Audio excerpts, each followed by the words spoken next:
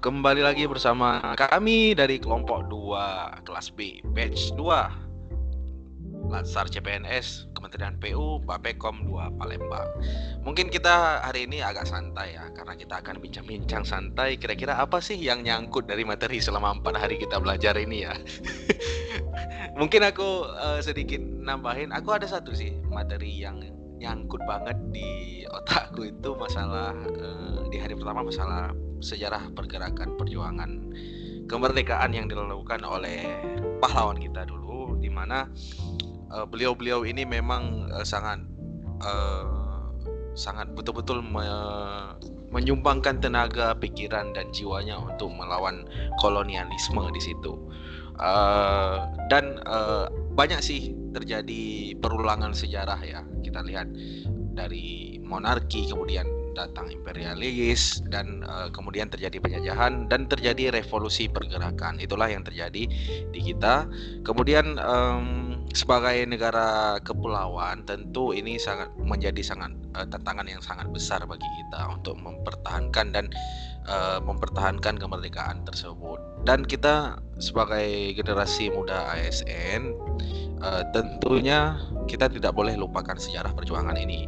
Dan gimana ya, kita memang harus betul-betul mencintai tanah air dan membela negara sebagaimana yang dilakukan oleh pahlawan-pahlawan kita terdahulu.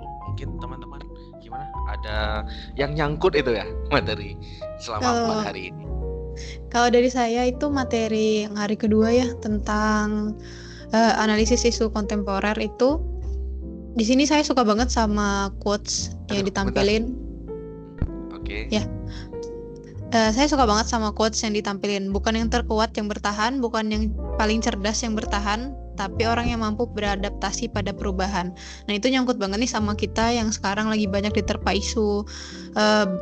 Kita banyak ngadepin kejadian-kejadian yang kita aja kaget nih, kayak perubahan iklim, ada perang dagang juga. Nah, itu kita nanggepinnya nih gimana nih? Ternyata ya alhamdulillah sejauh ini Indonesia masih bisa lah bertahan untuk ngadepin isu-isu tadi.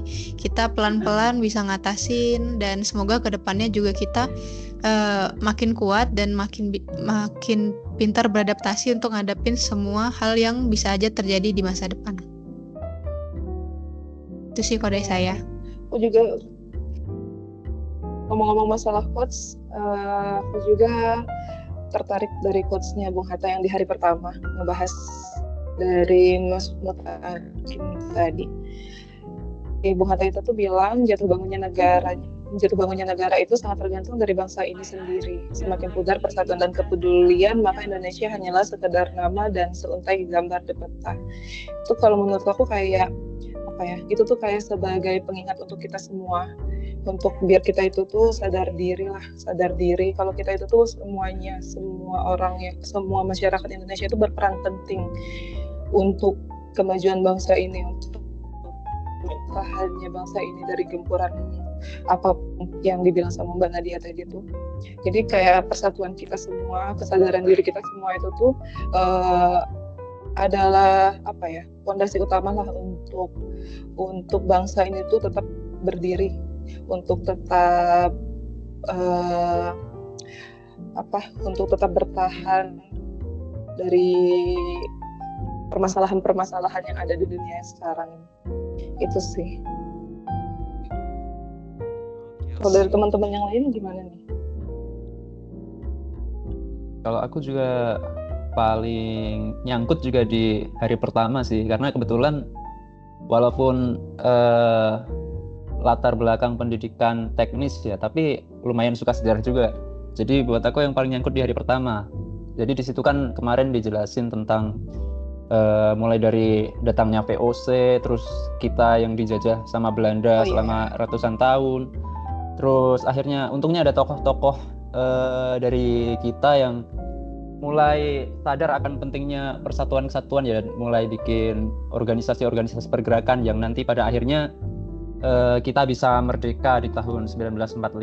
Nah, di situ kan jadi kelihatan bahwa sebenarnya kemerdekaan yang kita raih tuh gak kita raih gitu aja. Jadi ada perjuangan yang sangat besar dari tokoh-tokoh yang udah dijelasin kemarin. Jadi kita sebagai generasi penerus bangsa bisa mungkin harus terus bukan melanjutkan sih, kita nggak boleh ngelupain perjuangan tokoh-tokoh pergerakan kita. Jadi kita harus menghargai perjuangan mereka dan berupaya untuk terus menjaga negara kita.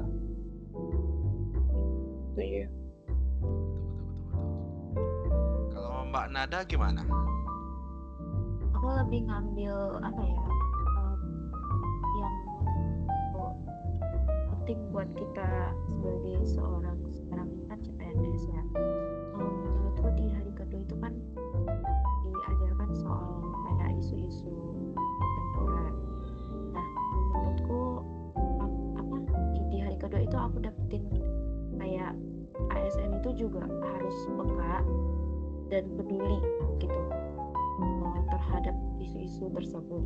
Terus juga kita itu harus mampu mengembangkan kayak berpikir analisis dan kritis kita itu juga harus ditingkatkan juga, karena ya kita sebagaimana yang kita tahu kalau sekarang ini kan isu-isu kontemporer itu sangat banyak ya.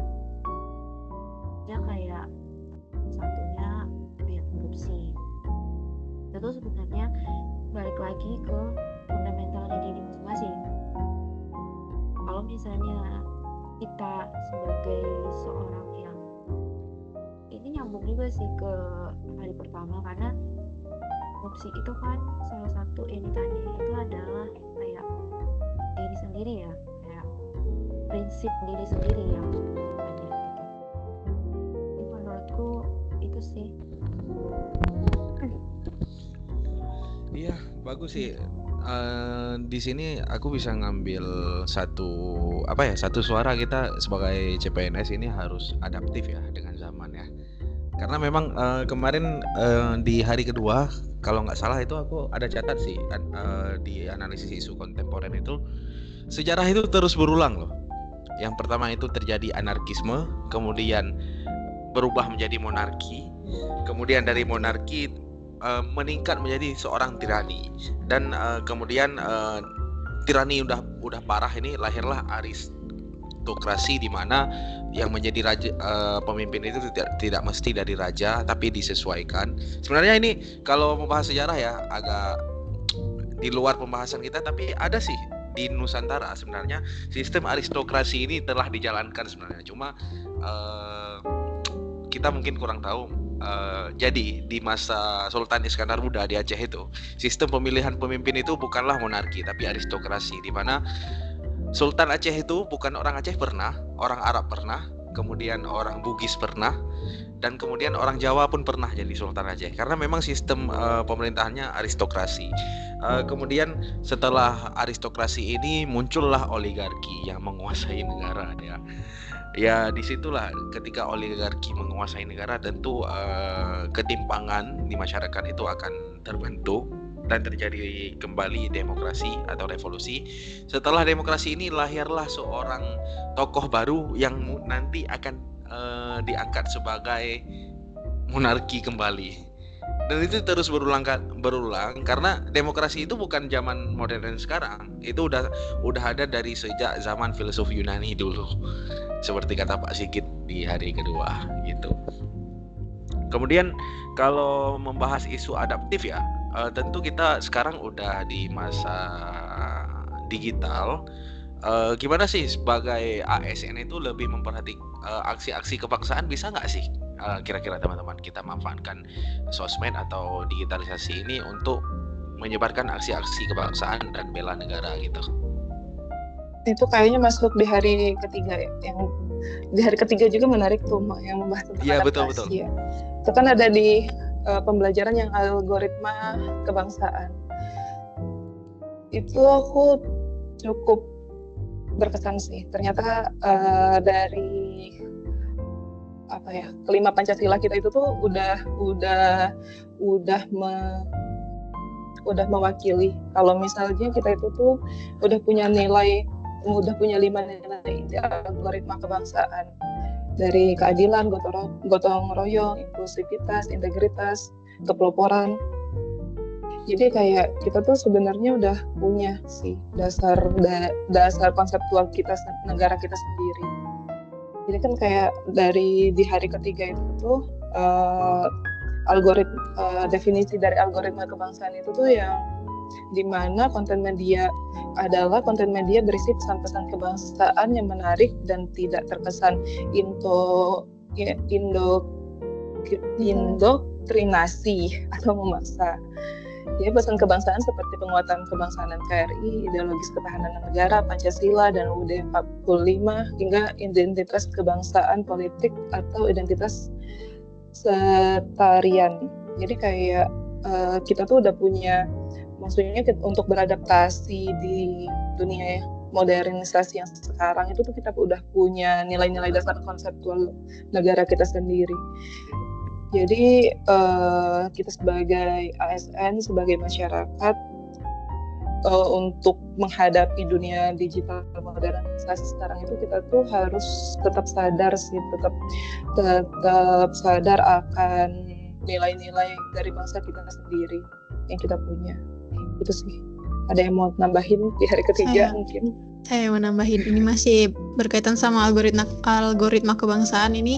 Saya suka banget karena sekarang ini kita tergerus sama globalisasi ya teman-teman. Kita jatuhnya kayak mulai ikut barat, Jepangan gitu, sampai kita lupa ini sebenarnya Indonesia tuh bentuknya kayak gimana sih, orang-orang Indonesia tuh budayanya gimana sih. Bahkan kita kayak nge-hype-nya juga sekarang Korea, Jepang, yang barat-barat, kita ngikutin style mereka, lagu mereka, tapi lagu kita sendiri kita jarang kan. Nah dengan algoritma kebangsaan ini kita jadi lebih bisa nih, lebih aware untuk menampilkan konten-konten positif tentang Indonesia. Jadi kita bisa men-trigger orang untuk lebih lebih peduli, terus mereka akhirnya bisa nih beraksi untuk lebih mengindonesiakan dirinya sendiri. Gimana ya, ini kata-kata baru ini, mengindonesiakan diri sendiri tuh maksudnya kayak kita nunjukin identitas kita nih seperti ini. Kita nggak ikut budaya lain lagi. Kita boleh mengkonsumsi budaya barat, Jepang, Korea segala macam itu, tapi kita tetap harus fokus ke diri kita sendiri sebagai Indonesia tuh gimana. Nah itu bagus banget, algoritma kebangsaan bisa membawa kita ke situ. Harus bangga mungkin dengan kalau diri lebih sendiri ya. Iya. Ya takutnya tuh yang terjadinya itu di krisis identitas. Iya betul. Kalau ngomongin algoritma mah, gimana Mas? Kalau ngomongin algoritma nih kayaknya nggak jauh-jauh sama sosial media nggak sih? Betul. Jadi, betul. Kebanyakan kita kan main sosial media semua ya. Kalau menurutku inti dari hari ketiga tuh kita tuh harus ngisi algoritma sosial media kita dengan hal-hal yang positif, terutama terkait narasi dan aksi kebangsaan ya. Jangan sampai algoritma kita tuh dipenuhinnya sama konten-konten yang justru nggak bermanfaat buat kita, nggak ada nilai kebangsaan sama sekali. Jangan sampai misalnya kalau yang cewek-cewek isinya algoritmanya tentang orang-orang masak doang, terus misalnya quotes-quotes galau, itu kan nggak ada manfaatnya ya. Jadi kita harus berperan biar algoritma tuh bisa berubah jadi lebih menghadirkan narasi dan aksi kebangsaan sih. Kayaknya itu yang dari hari ketiga. Iya. Mbak Nada mungkin? Aku juga mungkin aku lebih ke implementasinya aja kali ya, karena kan kita kan sekarang ini kan ya siapa sih yang nggak punya sosial media. Kalaupun untuk tadi ya yang tadi itu sebutin, kalau emang sih sekarang itu kayak lebih banyak yang suka sama produk-produk luar gitu. Tapi dengan sosial media ini juga nggak sedikit juga sekarang kayak lokal brand itu yang kualitasnya juga nggak jauh baik juga daripada kualitas brand luar gitu. Jadi menurutku dengan sosial media juga bisa kok untuk mendukung terciptanya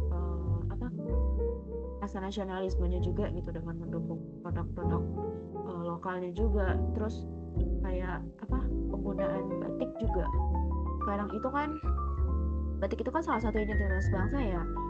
Iya betul. Menurutku batik itu sekarang banyak banget konsepnya yang unik-unik gitu. Jadi nggak yang monoton kalau batik itu cuma buat dipakai ke hari itu, ke acara itu gitu. Tapi sekarang banyak banget gitu konsep yang memfleksibelkan si batik ini. Jadi masyarakat juga tetap bisa pakai dan mereka juga tahu oh ini batik. Menurutku gitu sih. Itu positifnya sosial media untuk menciptakan cinta tanah air kita ya. Iya betul. Nah, kalau masalah batik fleksibel, iya sih, ada batik MU ya. Betul. Sekarang Itu sebenarnya Manchester agak United. menyimpang sih. Itu agak menyimpang sebenarnya. Itu gimana? Nggak boleh itu sebenarnya. Itu udah Apalagi krisis. MU kan. Itu udah krisis MU, identitas itu. Batik Dia collab. MU. dia collab Cuma kasihan ya. sebenarnya. Nggak aja ini intermezzo kita ya. Iya. Jangan terlalu kaku. Oke, kita udah panjang lebar nih ngobrol masalah kayak isu kontemporer, kemudian sejarah perjuangan kemerdekaan, kemudian algoritma kebangsaan. Tapi di sini kita tentu punya masalah ya. Ada masalah sebagai ASN atau CPNS yang baru di Kementerian PU, tentu kita harus menjadi seorang problem solver, penyelesai masalah. Tapi dari teman-teman gimana sih cara menganalisis satu masalah itu untuk diselesaikan gitu? Ya itu yang ngebahas di hari keempat kali ya. Kalau menurutku di hari keempat juga tuh kayak apa ya? Itu tuh latihan cara kita berpikir untuk melatih cara kita berpikir kembali. Gimana cara kita menghadapi masalah isu-isu yang kita bahas di hari pertama, hari kedua, apalagi di hari ketiga, masalah digitalisasi. Itu kayak kita harus memilih masalah mana dulu yang paling urgensi gitu. Jadi ada di hari keempat itu tuh menurutku yang paling berkesan yang ada yang di teknis USG atau yang prioritas. Jadi kita harus memilih yang mana urgensi, terus seriousness, sama yang growth. Di mana urgensi itu yang seberapa mendesak suatu isu harus dibahas atau dianalisis dan ditindaklanjuti. Baru kita membahas seberapa serius atau suatu isu harus dibahas dikaitkan dengan akibat yang ditimbulkan. Terus selanjutnya kita seberapa besar kemungkinan atau memburuknya isu tersebut jika tidak ditangani sebagaimana mestinya. Itu tuh kan kayak melatih pola pikir kita, melatih cara kita berpikir. Gimana kita cara kita itu tuh untuk menghadapi isu-isu yang terjadi. Biar kita juga nggak kemakan hoax, nggak kemakan kayak penelan berita dari luar itu tuh mentah-mentah. Jadi itu menurutku sangat penting sih untuk kita tuh melatih pola pikir kita balik lagi gitu sih. Di hari keempat itu rangkuman dari semuanya. Iya, aku sepakat sih. Tapi lebih tepatnya kan banyak tuh metode-metode yang mungkin kita memang udah pernah kita gunakan di saat kita mengajarkan tugas akhir dulu pas kuliah. Tapi satu inti mungkin dari teman-teman sepakat atau enggak sih? Di hari terakhir itu kita dilatih untuk berpikir kritis. Itu aja sih. Nah, ya mungkin nggak perlu panjang lebar kali ya. Soalnya konsep dari semuanya itu ya berpikir kritis. Ya kita analisa permasalahannya, kemudian solusi yang harus dilakukan. Seperti yang Mbak Nadila katakan tadi, ketika ada masalah kita harus stimulasi dulu mana yang lebih urgent, mana yang enggak. Itu ada sih teknik matriksnya. Nanti mungkin kita bisa belajar lebih lagi ya. Ini untuk persiapan aktualisasi sih kalau menurutku. Oke. Kayaknya kalau mau dibahas juga terlalu panjang. Iya betul. Ini aja kita udah mau 30 menit nih. Kita di sini ya. Tapi mungkin ada yang mau nambahin kali yang dia itu hari keempat. Nah. Kayaknya udah fix ya teman-teman ya. Iya sih udah bener tuh. Iya kan? Karena di situ panjang lebar tentang tahapan terus metode-metode, tapi pada intinya tuh ya udah kita harus berpikir kritis untuk menghadapi, untuk menyelesaikan masalah yang kita hadapi. Gitu aja sih. Oke. kita seru ya kita ngobrol-ngobrol di sini. Semoga kita bisa bertemu di dunia nyata, jangan virtual aja ya gini. Cuma karena efisiensi. Kayaknya seru banget ini. Seru. Ini aku yakin kalau kita ngobrol bareng ini bakal berjam-jam nih di tongkrongan. Oke, sekian dari kami kelompok 2B. Saya Muntaki Masbuh, absen nomor 6. Saya Nadira Cantika Putri. Nggak apa-apa ya? Nggak apa-apa. Santai. Saya Nadira Cantika Putri, nomor absen 09. Saya Musa Dewanata, nomor absen 7.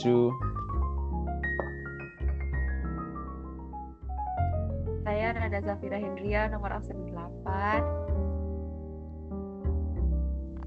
Nadia mute deh. Belum on mic, Mbak. Masih di mute. Aduh. Nadia mute. Nggak apa-apa. Dan saya yang terakhir, Nadia, nomor absen 10. Oke, kami dari kelompok 2B pamit, sampai jumpa di dunia nyata. Dadah. Makasih. Sampai jumpa, guys. Selamat mendengarkan. Semoga bisa ketemu ya. Bermanfaat. Ya, amin.